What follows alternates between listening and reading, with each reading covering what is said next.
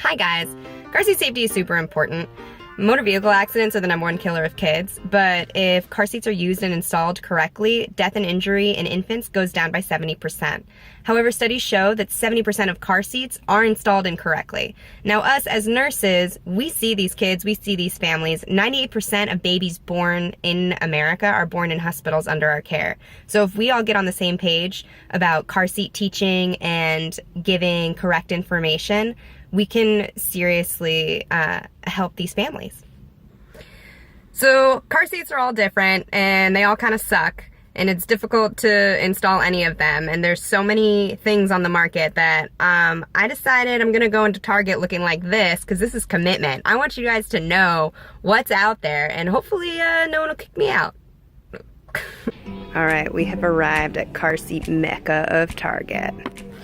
These registration cards come on all new car seats. Tell your families to fill it out and send it, because that way, if there's any recalls, they're automatically taken care of and they'll go ahead and send you the new part, like, automatically. No! These things, this clearly does not come with any car seat. It's real squishy, if you can see it. Like, there's no regulation for this. If you see this in a car seat, it clearly didn't come with a car seat. Tell them to get rid of it. Blech. And this is a perfect example of an aftermarket product. This thing people put on the back seats of their car, but they're not crash tested, and in a crash it can pop off, whack that baby in the face. Look at, he's smiling now, but not after this thing whacks him in the face. If you see this in a parent's car, tell them, like, get rid of it. This is a good example of something that's okay. It goes over the kid, not under him, not between him and the car seat. This guy's okay. All right, so far so good. I don't think anyone's suspicious yet. So the first thing I do when I'm doing car seat teaching with my parents is take a look at the side information panel. That's in Spanish.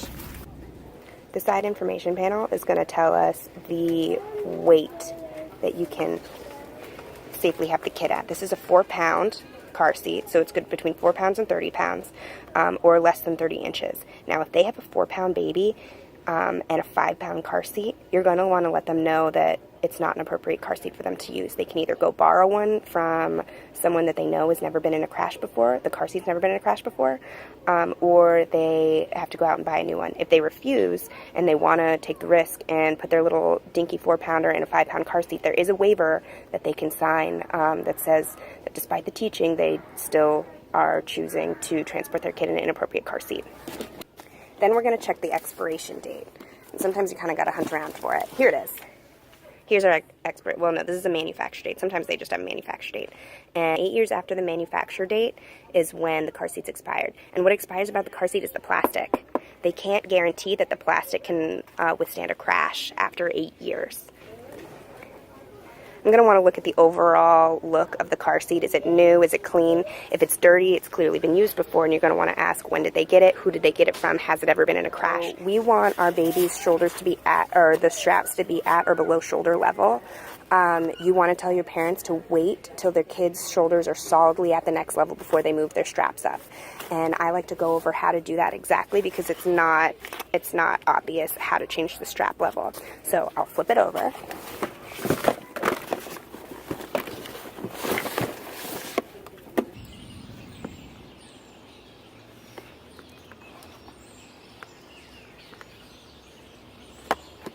You're going to undo them, flip it back over.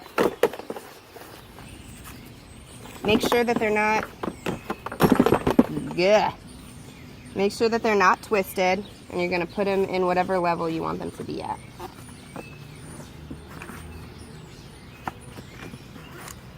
Now, they look like they're going through here, but when you want to flip it over again and make sure that it's in the same corresponding holes. I can't tell you how many times I flipped this over and this one's up here, this one's down here, baby's nowhere. Again, you don't want them twisted, and then you can rehook them. So this is one of those car seats that it's not clear where the button is to loosen the strap. You will want to reach in there and hold it down in order to increase the strap length. This is kind of nice because we have 2 levels for this buckle as the kid grows.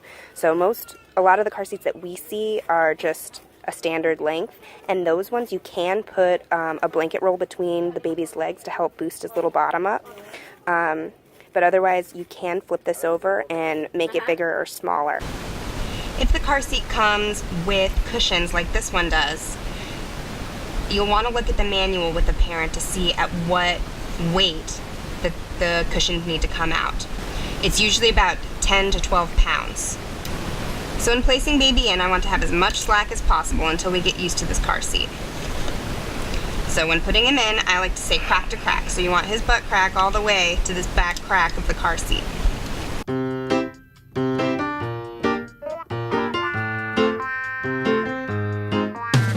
This chest clip doesn't actually keep the baby in. All it does is position these straps over his collarbone so that he doesn't slip out. So it will be at nipple line once we're done strapping him down. How to strap him down? Just go ahead and pull on this guy. And you actually need to strap him down a lot harder than you think you do.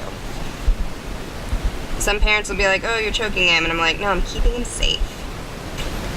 If you can grab any of this webbing, he's too loose. This is about as tight as it needs to be. Sometimes I'll slip my fingers underneath just to make sure there's nothing poking him back here. But otherwise, we're at nipple line. He's nice and tight. There's no wiggle room. If his butt isn't all the way back and we're slouching down because this is too long, like I said, we can use a blanket roll between their legs.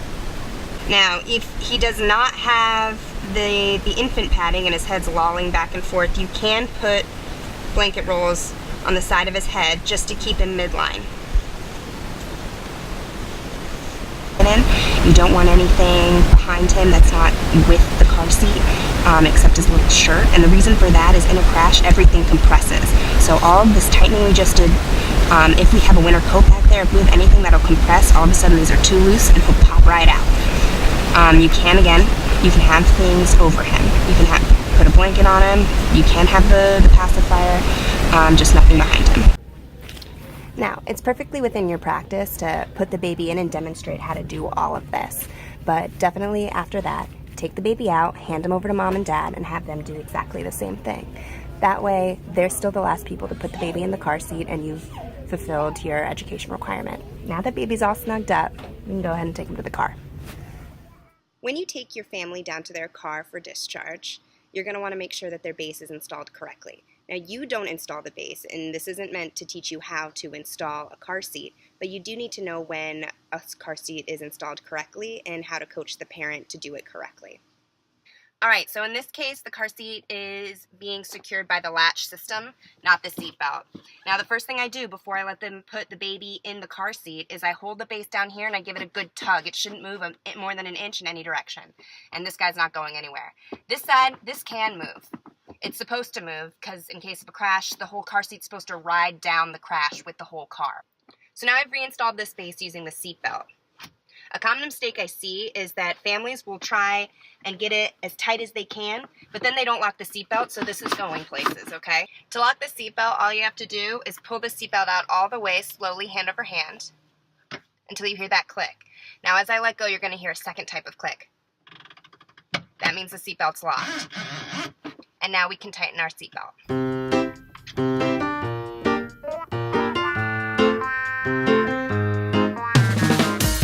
Alright, now this car seat's not going anywhere. And we're locked in. The last thing you're going to want to check before you let your family leave is the angle of inclination. So you either want this red line to be level with the ground, or you want this nifty little lever here to be right in the middle. Sometimes babies are super heavy, and if you put your baby in, that level changes. So you're just going to want to tighten up the base a little bit more to get that angle back. Alright, so the other important thing that we really need to tell our parents is Maryland law, which says that any child under the age of 8 or less than 4'9" needs to be in a safety seat, whichever one fits them best, be it a infant car seat all the way up to a booster seat. The other thing they need to know is that their baby is safest by far in the back seat rear facing. Keep them rear facing as long as possible. Recommendations is 2 years, but I tell them keep them rear facing until they outgrow their car seat in the rear facing position.